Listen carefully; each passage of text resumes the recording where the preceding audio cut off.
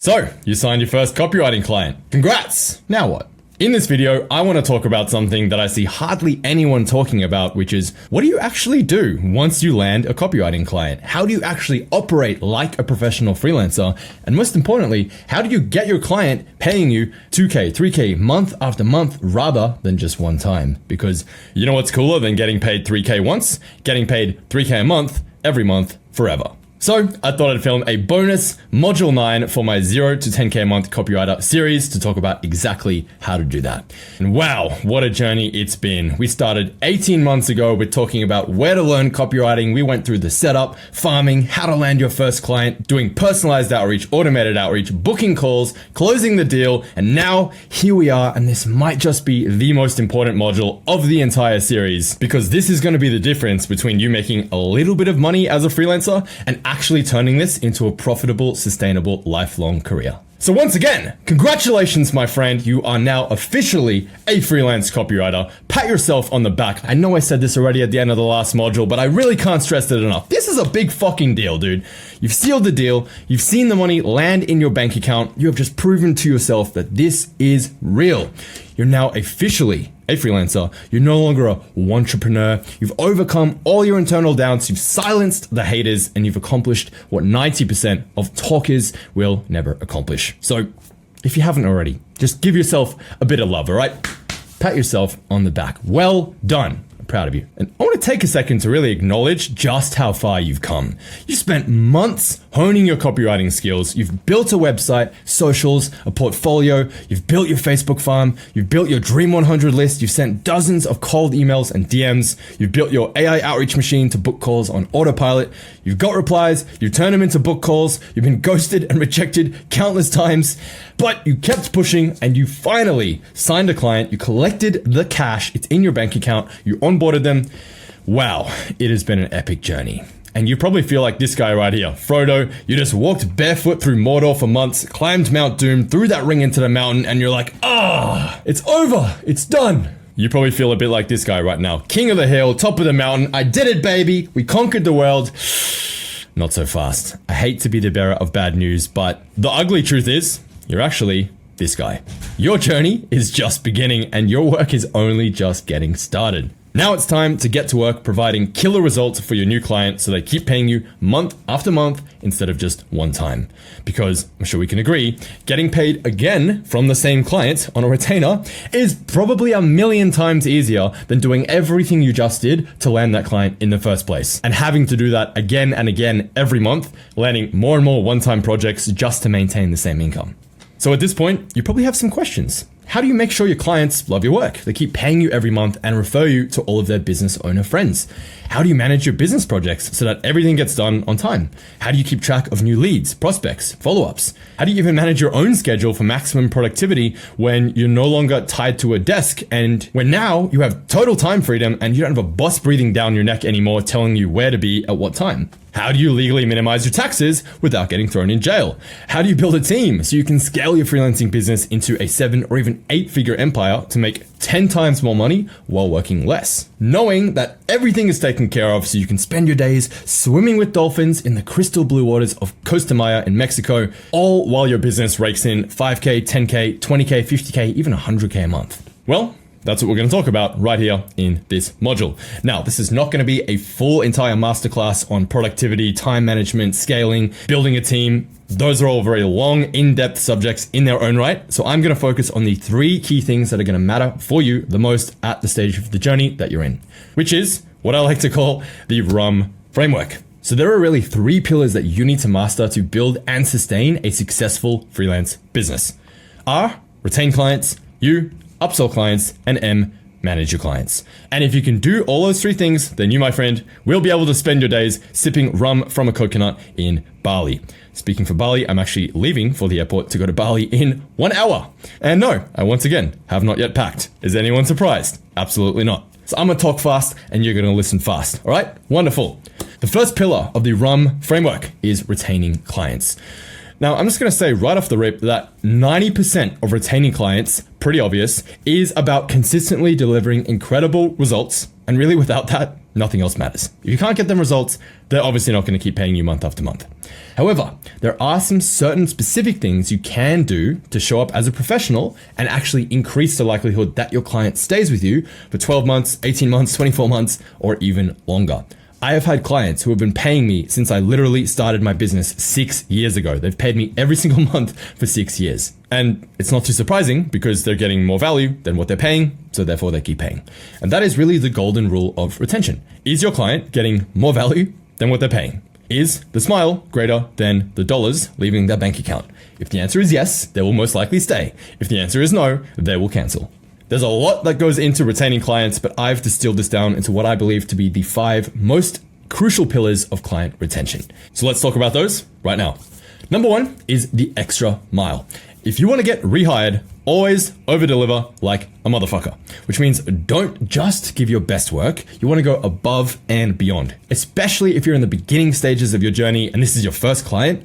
You want to absolutely knock it out of the park for them. So you can not only build your own skills, your own confidence, but also you can turn that one client into 3 clients by getting testimonials, referrals, and upsells. And building a really good reputation in your space, which is absolutely key, as we talked about last module with Google's 0 moment of truth. So what does this mean in practice when I say over-deliver, go above and beyond? Does that mean if you're supposed to write them a daily email, write them 2 emails a day? No. Not only is that a ridiculous amount of work, but it is also completely unnecessary and counterproductive in most cases. So some examples of this would be you could just write a couple extra emails a month for them, or even better, write a couple different ad variations that they can test. Maybe split test each email with a couple different subject lines so you can maximize their open rates. Run all your email copy through Mail Media or Spam Checker to ensure that they hit the primary inbox and there's no spam trigger words in there.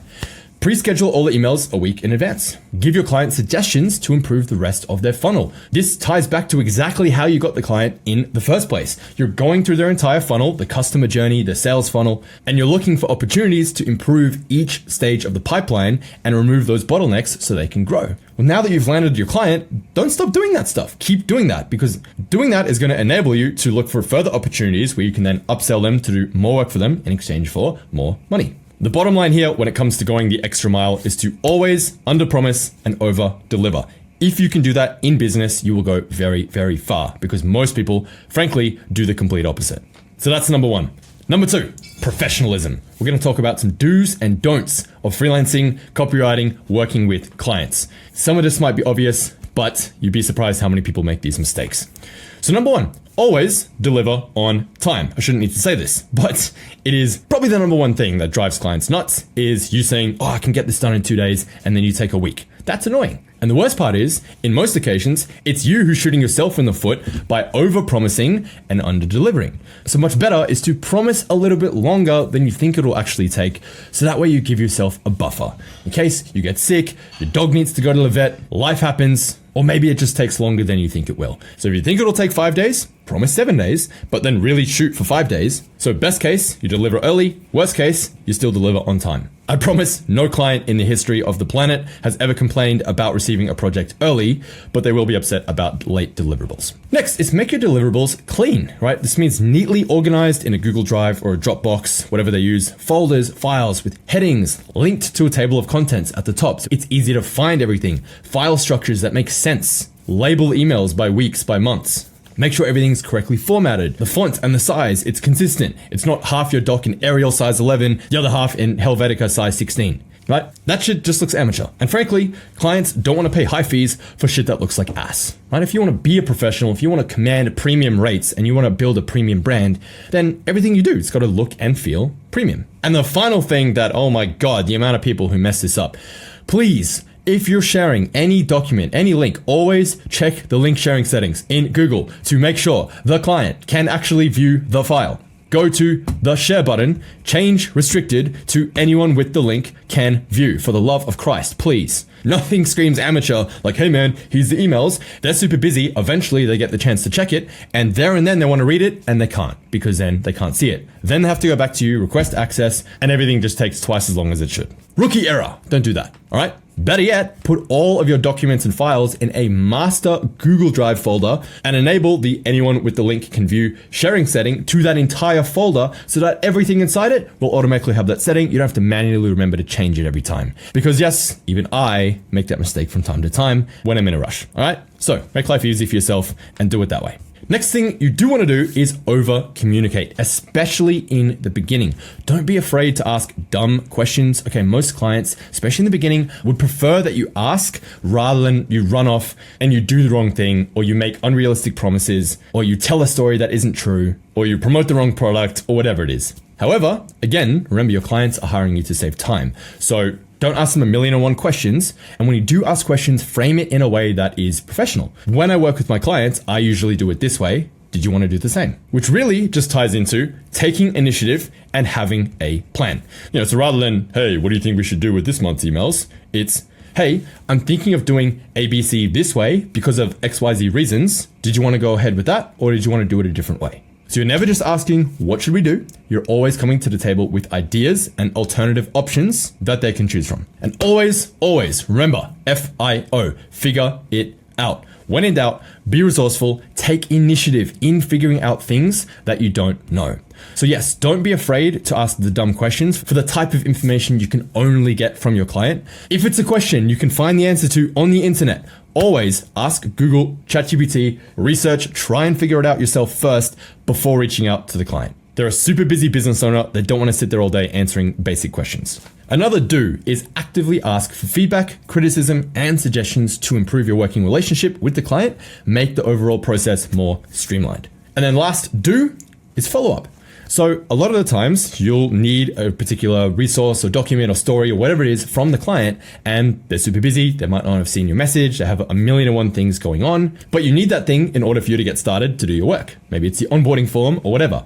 So don't be afraid to follow up. Your clients have 100 other business activities that they're worried about, and they probably just forgot about your message. What you don't want to do is let it sit there for 3 days, 5 days, and then they're wondering like, where the fuck are my emails, man? And then they go check the messages and they go, oh, shit, I forgot to reply. Like, yeah, that is technically their fault, but at the end of the day, like, you're on the same team trying to get results together, right? So it's in both of your best interests that you ping them, you follow up, and you say like, hey man, I need this today. Hey, can you send it over when you get the chance? If it's coming from a frame of you're trying to help them make more money and grow their business, and that's why you need the stuff, no one's going to be annoyed. No one's going to be angry. I am notoriously extremely busy. And so my content team is always having to chase me down and follow me up for, hey man, did you shoot the videos this week? Hey man, we need the scripts. Hey man, we need the videos. And I'm appreciative of them when they're following up because I'm like, oh shit, yeah, I know I really need to do that thing. I better prioritize this and I better hurry up and do it. So don't be afraid to follow up.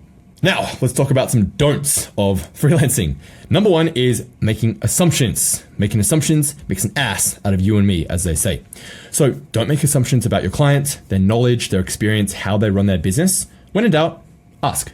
Another don't is pester your clients with endless questions. So yes, ask, but remember they're also hiring you to save time, which by the way is another good reason to upsell them to list management, doing their social media posts for them, doing their short form and long form scripts for them. The more work you can take off their plate to free up their time so they can spend it on higher leverage activities, the better. And you can use that as an argument as to why you should do that for them in exchange for a higher monthly retainer. So once again, please, for the love of God, never ask them something that you can figure out with a 5-second Google search. This drives me absolutely insane when people do this. So they say, let's meet Friday at 5 p.m. UK time. You don't go, what time is that in PST? Americans, I love you, but I'm talking to you. And yes, there is a world that exists outside of America. Yes, Australia is a real place. Yes, the earth is a fucking sphere. Okay, and there are other time zones. So if you don't know, Google it. It'll take you all of 2 seconds to work out what 5 p.m. UK time is in PST. Then you say, perfect, see you tomorrow at 5 p.m. UK time, right? Clients want to hear, you're all set up. They don't want to hear, hey, where do I find that domain setting in ActiveCampaign? Brother, Google it, YouTube it. There are millions of tutorials online. Look it up. Ask ChatGPT. It's great for that stuff, all right? Be resourceful. They are paying you to FIO. Figure it out. Another big no-no, this kind of goes without saying, but you'd be honestly shocked and appalled how often this happens, is making spelling and grammar mistakes.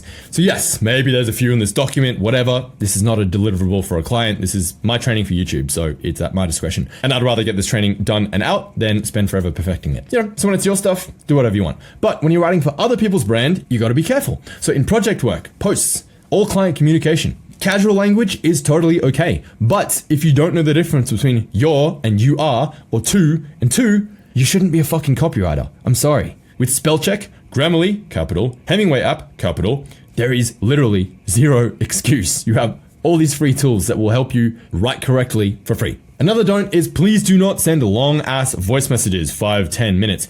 Your clients are busy. Most people, 90% of people, really fucking hate this. Because frankly, if you boiled it down, you could say exactly the same thing with a short text than you could in a 10-minute waffling voice message. So if it can't be communicated in a few short messages or an email, then it's probably something that needs to be discussed on a short call, in which case I'll go ahead and schedule a call. But remember, you always want to be respectful of your client's time and your time as well. You got shit to do too, all right? So let's avoid that. Number 3, key pillar of client retention is reporting.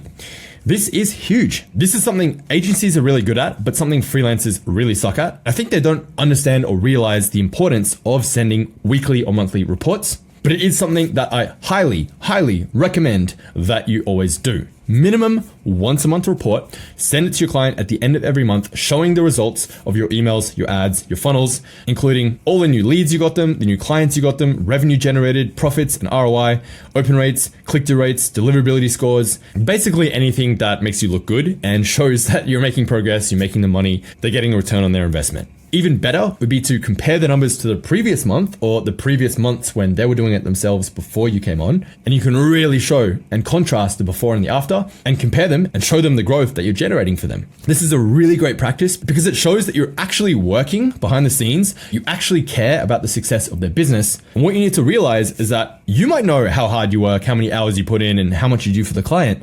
Most of the time, the client has no idea. You could be spending all day writing emails, or you could have fucked off to the Bahamas for 3 weeks for all they know. They have no idea. So you need to actively, proactively show them and communicate what you're actually doing for them to grow their business. The best way to do that is in a nice, compact, one-page monthly report at the end of every month. You have to understand that by nature, retainer businesses, continuity businesses are very much a what have you done for me lately type of business. So it's really important to remind clients that your services are actually producing an ROI when they're reevaluating that bill every month on their card. The unfortunate nature is if you work with someone and you make them like 100 grand and 10x their business in the first month and absolutely blow their mind, it's quickly forgotten about.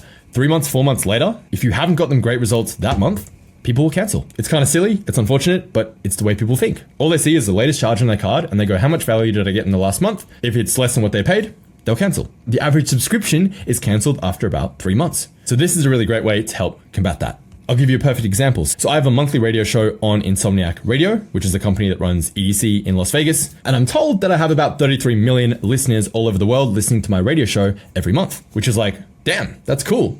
But I also have zero proof of that because I have no way to track or measure that, right? And so in the first few months, they were sending no reports. And I was like, I'm kind of just taking their word for it that they're actually syndicating my radio show to all these stations, but I really have no clue. Like they could literally just be charging me $1,000 a month and doing absolutely nothing. I would have no idea. But when they started sending the reports, now I can see measurable results and I can go, oh, cool. This is all the stations my radio show is being played on. This is the reach. This is the areas it's being played. Like this is cool. I feel like I'm actually getting value for what I'm paying, right? And so I'm much more likely to continue paying every month. Number 4 pillar of client retention, and that is future pacing.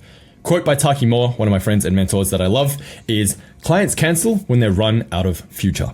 Meaning when they feel like there's not much growth ahead or there's really nothing to look forward to in the future, they feel like it's plateauing, it's kind of staying the same. That's typically when people dip. So a great idea is to add a roadmap section to your monthly report that actually lets the client know what's coming up, what you're actively working on, what you plan on testing this month, next month, what you're learning, what you're implementing, any courses, books, trainings that you're taking. Your clients want to see that you're in the trenches, you're constantly honing your craft, you're investing in yourself, you're leveling up your skill set, and you'd be surprised. Many clients are more than happy to pay for courses and trainings for you. I bought a ton of sales trainings, copywriting trainings for my team because they're the ones responsible for producing results for my business. Obviously, it's in my best interest that they're as skilled as possible. So always be talking about what's happening next. Promos you're running this month and next month. Cash injections that you're running next month. This cool thing I just learned from this guy or one of your competitors that they're doing, I want to implement this month. I think that could crush. I think that could make you a ton of money. I want to install this automation to revive 20% of your unsubscribers. I want to trial these 5 things for your landing page, your VSL, your ads, your funnels. These are the KPIs I'll expect that they'll hit. This is the potential revenue and growth that I think we could achieve if we implement these things over the next 90 days.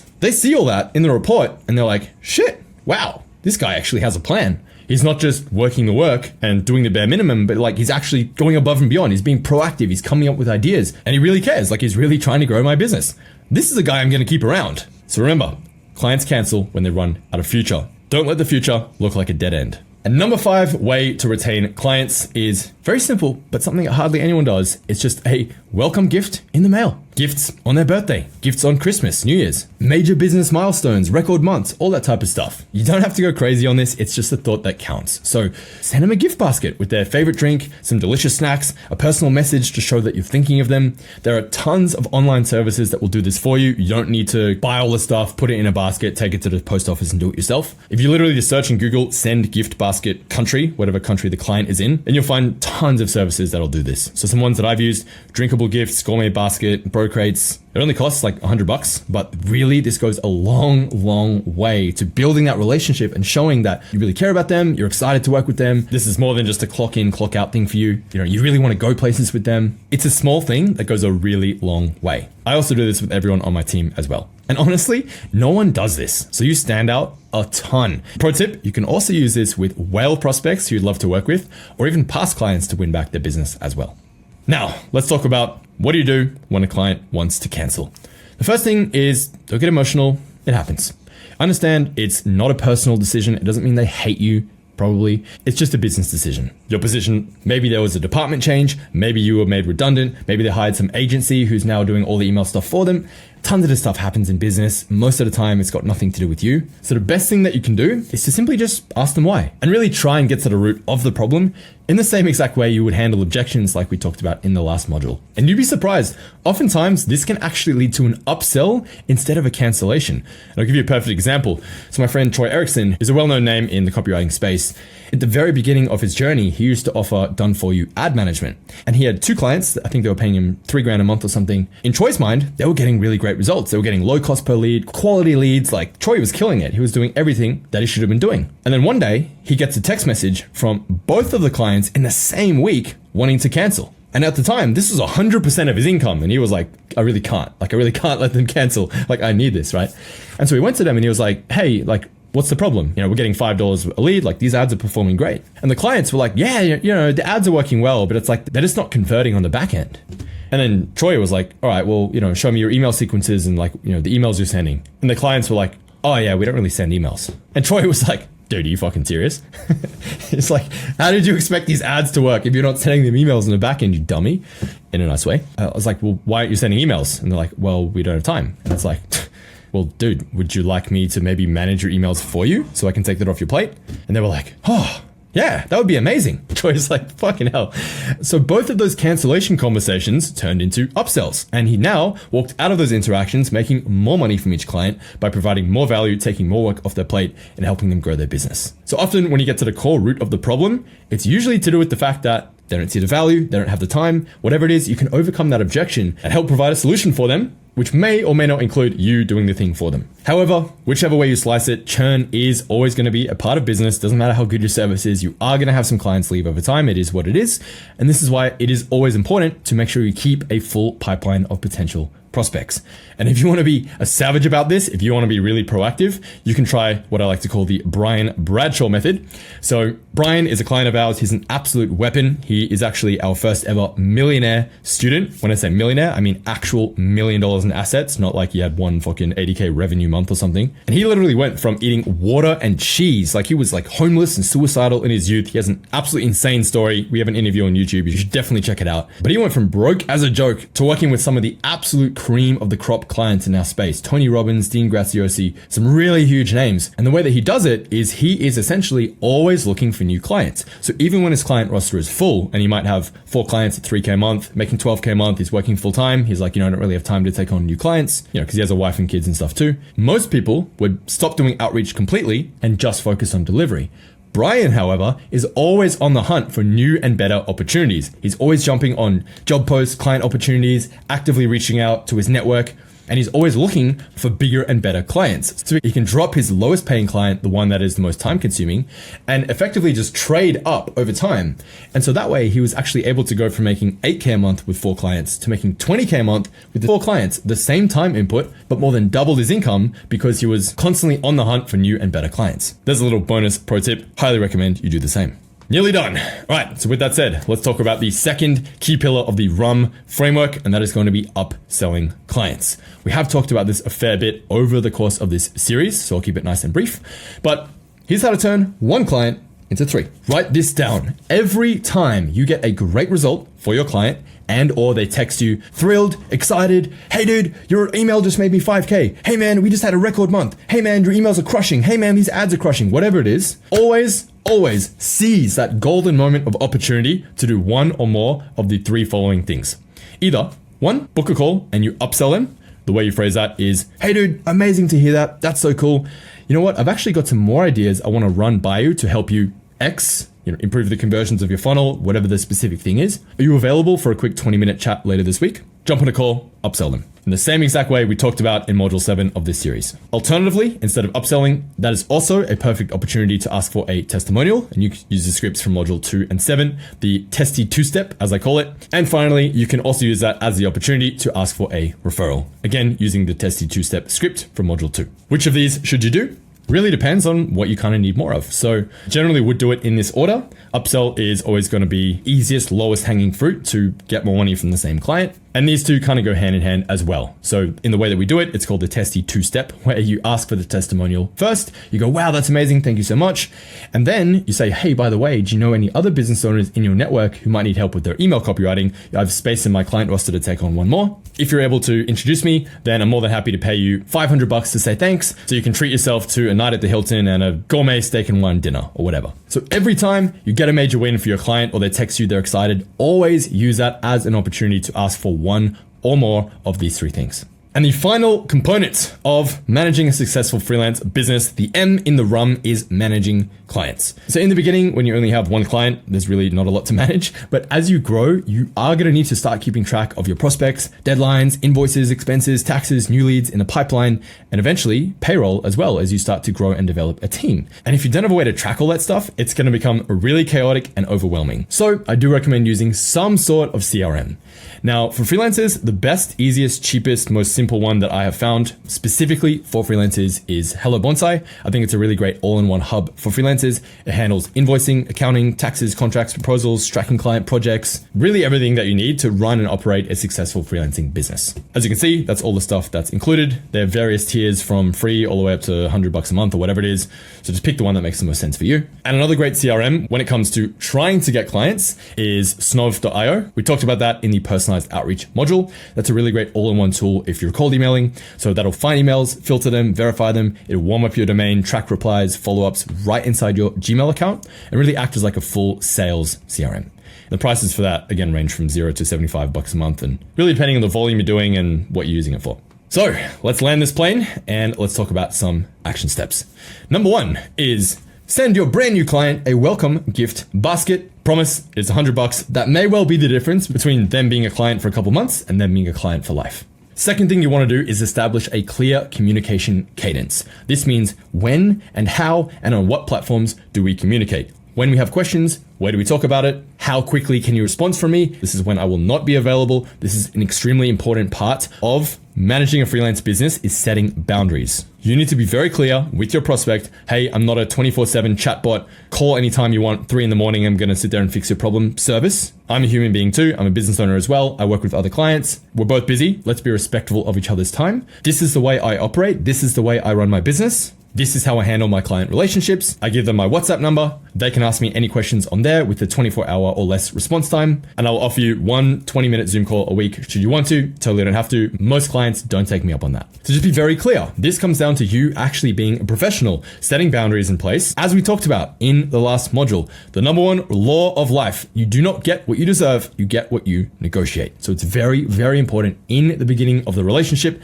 Yes, you want to over deliver, you want to delight and surprise them, But be very clear, set clear boundaries on how you run your business, what you will and won't tolerate, to make sure that everyone's on the same page and that the relationship can be as profitable and rewarding for everyone as possible. In fact, that one is so important, I'm going to give it its own number. Number 4, you want to create a template for your monthly report and make sure you send them that monthly report at the end of every month. So number 5, never get stuck in a rut. So when you do get a client, a win, something they're happy, stoked about, proud of, always ask for one or more of a referral, upsell, or testimonial. And then rinse and repeat modules 3 to 9 to land as many clients as you can possibly handle so that you can, number 7, enjoy a lifelong, prosperous career as a freelancer. So that brings us to the end of this 0 to 10K a month copywriter series. And wow, what an epic journey it's been. I want to thank you so much from the bottom of my heart for joining me on this epic 18-month journey. My goal was to make this free 0 to 10K a month series more valuable than most paid courses, and I really sincerely hope that I've done that. I really can't wait to hear about how you've used this training to land your dream clients, escape your 9 to 5, and build a life that you never want to escape from. And don't be a stranger. Feel free to reach out to me on Instagram, share all of your wins. If you have some questions, feel free to ask too, although I am super busy, so I may or may not have time to get back to you. Same with the YouTube comments. Feel free to leave some questions there. I'll help you out as best as I can. Until next time, my name is Sean Ferres, and I am once again leaving for the airport in half an hour to go on my second international tour. Last time we finished module 3, a year ago in July, I was going on my first ever international tour in Europe. Here we are, we've come full circle, the end of the next module, and I need to go overseas for 5 weeks to go on my second international tour. So I'm gonna go speed pack and go to the airport. You have a tremendous rest of your day. Go and build a kick-ass, profitable, rewarding, lifelong copywriting career. Go kick some ass, and I'll see you soon.